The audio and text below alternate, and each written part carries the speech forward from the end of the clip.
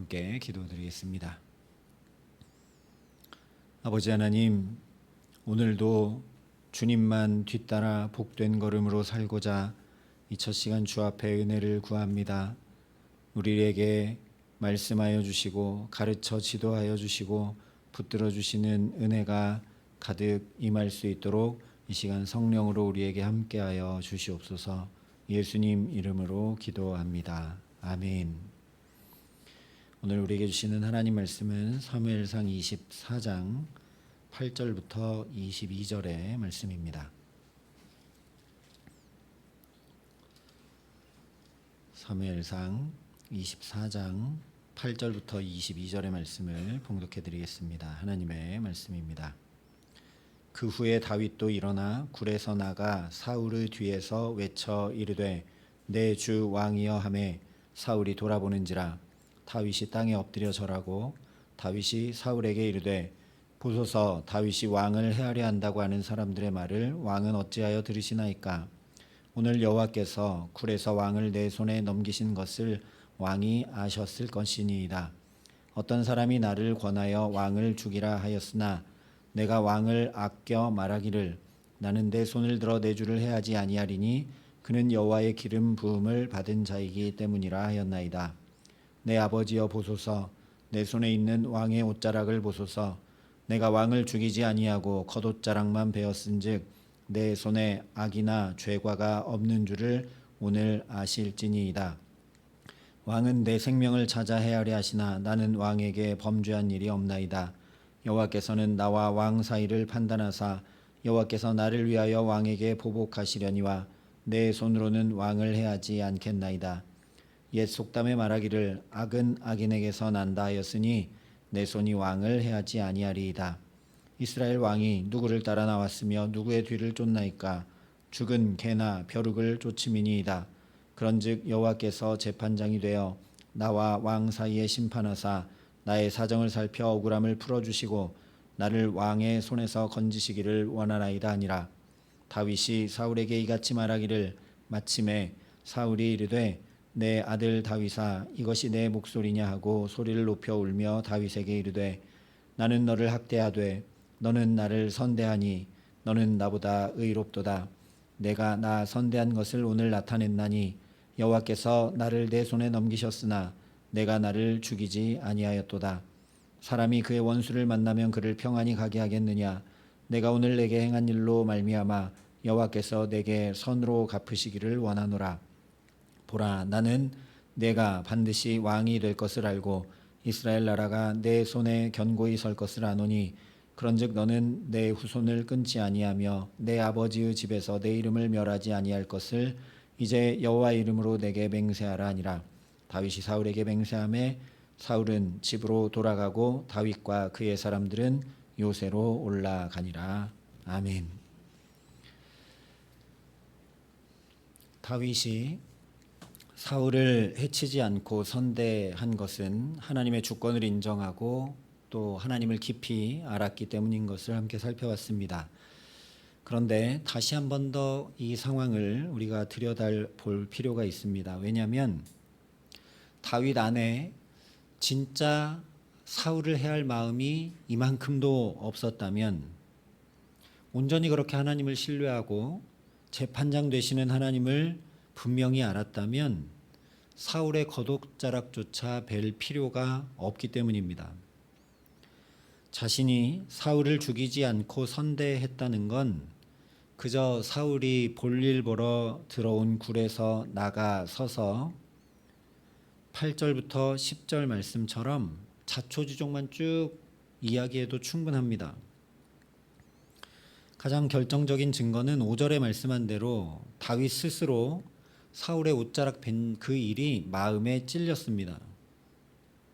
그냥 증거물로 옷자락을 벤 거라면 마음에 찔릴 이유가 없는 거죠. 그래서 오늘 12절부터 15절에 다윗의 말들을 보면 풍자가 섞여 있는 것을 보게 됩니다. 12절 13절에 내 손으로는 왕을 해하지 않겠나이다. 내 손이 왕을 해하지 아니하리이다. 두 번이나 이야기합니다. 이것은 원래 나에게는 사울 왕을 해할 힘이 충분하다. 그런데 내가 해야지 않았다라는 것을 은근히 말하는 거죠.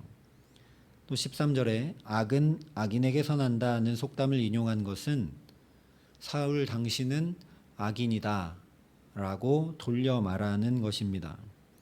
14절 역시 사울이 죽은 개나 벼룩을 쫓는 것처럼 쓸데없는 일, 바보 같은 일을 하고 있다라는 풍자입니다. 다윗을 깎아내리려는 것은 아닙니다.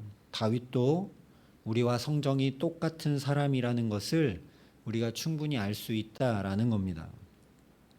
그래서 오늘 말씀이 조금 어려운 거죠.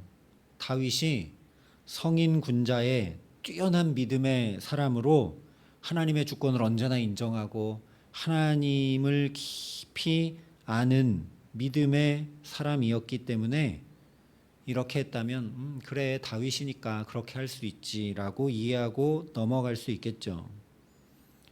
또한 다윗은 그렇게 할 수 있지만 나는 성인군자도 아니고 하나님을 깊이 알지도 못하고 하나님의 주권 인정하기보다 내 마음대로 하려고 할 때가 더 많은 연약한 사람이라 나는 다윗처럼 하기는 어렵지 하고 넘길 수 있습니다. 그러나 다윗도 우리와 똑같이 그 안에 찔릴 만한 마음이 있고 자기 자랑이 있고 다른 사람을 나보다 못하게 여기는 폄하가 있는데, 그런데 어떻게 원수를 갚지 않고 악을 선으로 갚으면서 사울을 선대할 수 있었는가 우리가 생각해 봐야 된다라는 겁니다.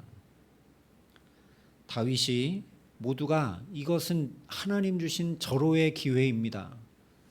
지금 사울을 죽여야 합니다 라고 하는데도 그 당연한 것, 모두가 이야기하는 것에 매몰되지 않고 사울을 선대할 수 있었던 가장 중요한 세 번째 이유는 바로 하나님의 부르심, 다시 얘기하면 소명 때문입니다.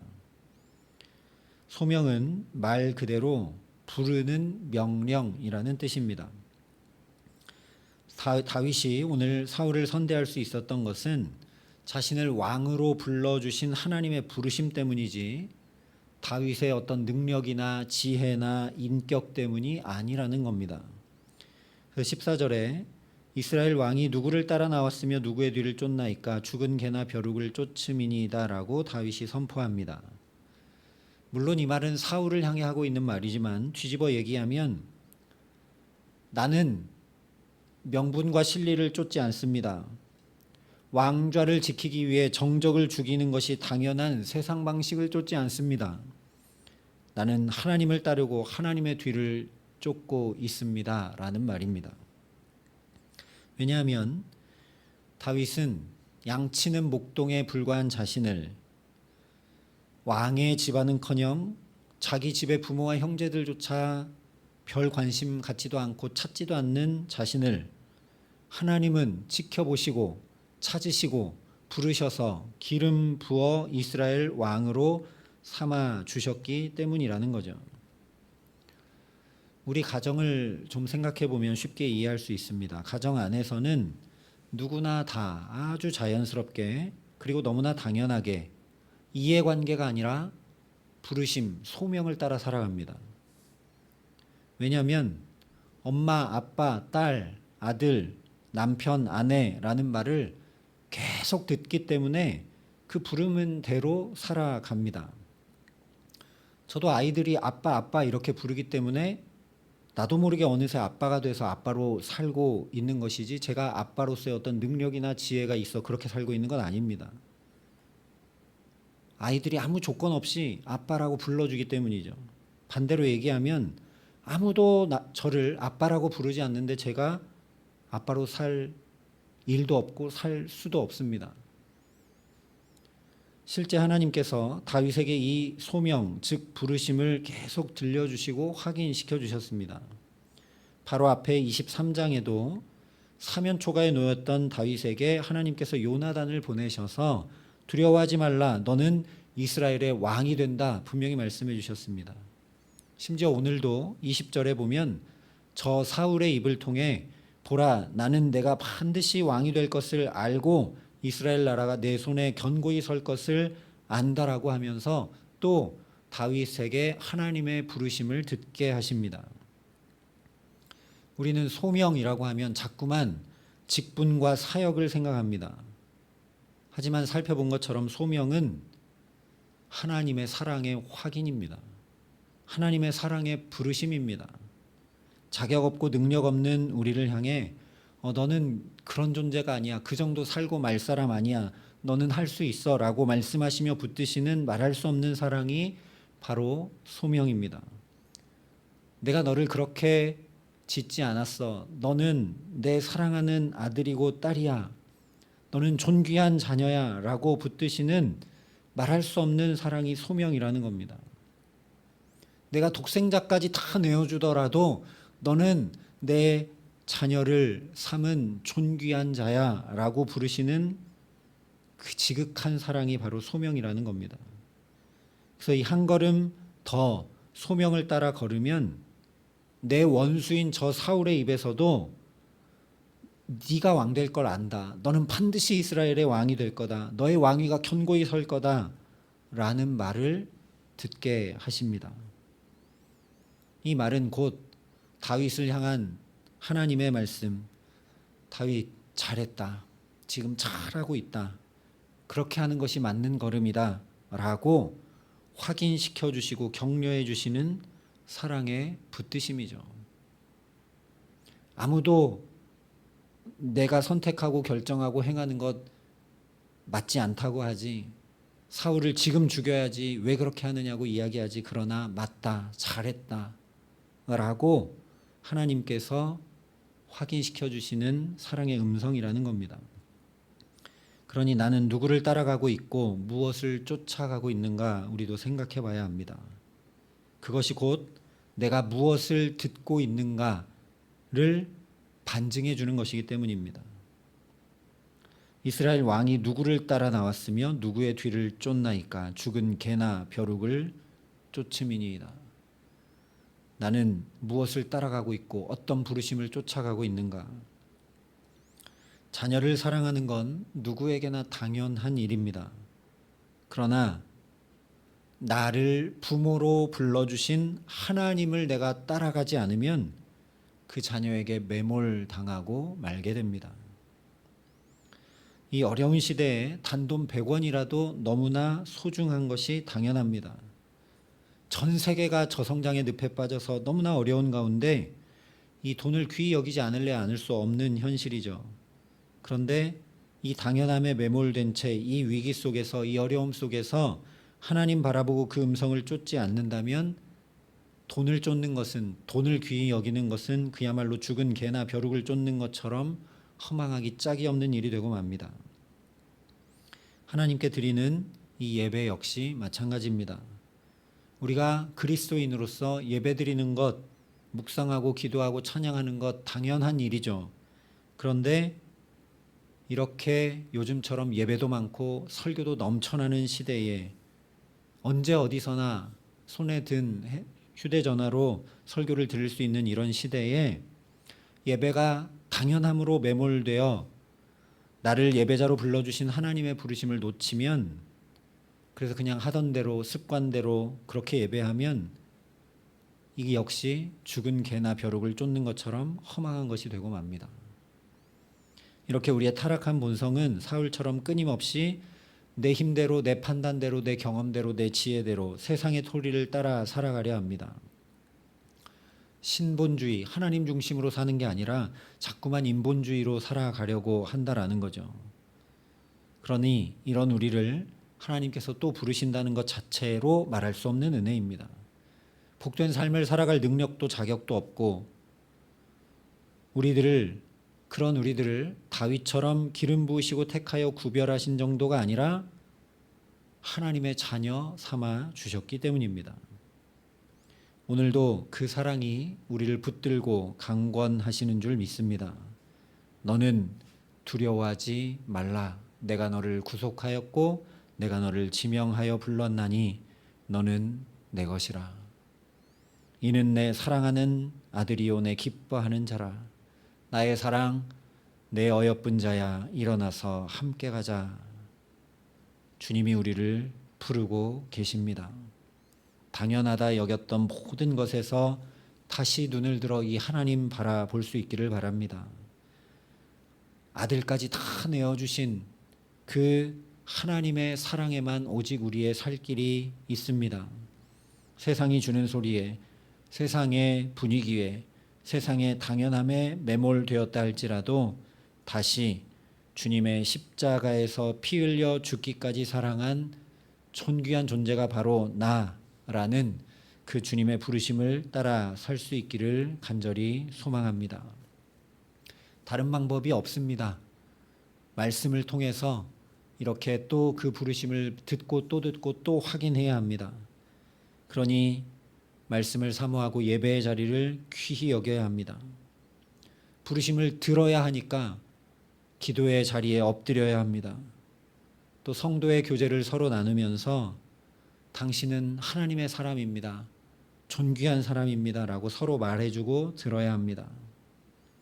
이런 여러 가지들을 통해 선한 목자 되신 주님의 부르심을 따라가기에 자연히 내게 하나님의 선하심과 인자하심이 나타나 역사하여 하나님의 주권 아래 살아가게 하시기를 바랍니다. 더 넓고 깊고 풍성한 하나님을 알아가고 합리와 논리와 경험과 이해관계를 넘어서서 용서하고 선대하며 다윗처럼 원수도 품고 사랑할 줄 아는 놀라운 사랑의 자리까지 예수님에게까지 자라갈 수 있도록 우리를 이끄시기를 간절히 기도합니다. 그래서 오직 그 부르심 따라 예수 그리스도 뒤따라감으로 세상을 넉넉히 이기고도 남음이 있는 복된 삶을 살아가게 하시기를 예수님의 이름으로 간절히 축원합니다. 함께 기도하시겠습니다. 아버지 하나님, 사람들의 소리를, 경험을, 세상의 가치를 쫓아 살면 맞는 것 같고 잘 되는 것 같지만 오늘 말씀 그대로 하나님을 따라갈 때, 주님의 부르심의 음성을 따라갈 때 다윗이 결국 영광스럽고 존귀한 자리에 서게 됨을 다시 깨우쳐 주시니 감사합니다. 하나님, 오늘도 존귀한 자녀라 부르시는 주님의 음성을, 나의 귀한 양이라 부르시는 목자 되신 주님의 음성을 따라 살아가는 복된 날이 될 수 있도록 이 시간 성령으로 우리의 마음과 영혼을 흔들어 깨워주시고 끊임없이 주님의 말씀이, 주님의 사랑의 음성이 들려오는 복된 삶 살아갈 수 있도록 우리 모두에게 강복하여 주시옵소서. 이제는 주 예수 그리스도의 은혜와 하나님의 사랑과 성령님의 교통하심이 여기 머리 숙여 선한 목자 되신 주의 음성 따라 살아가기를 소원하고 결단하는 여기 모인 모든 주의 성도들과 사랑의 빛교회 모든 교우들과 이 나라 이 민족과 이 귀한 복음을 오늘도 세계 만방에 전하시는 선교사님들 가운데 이제로부터 영원토록 함께 하시기를 간절히 축원하옵나이다. 아멘.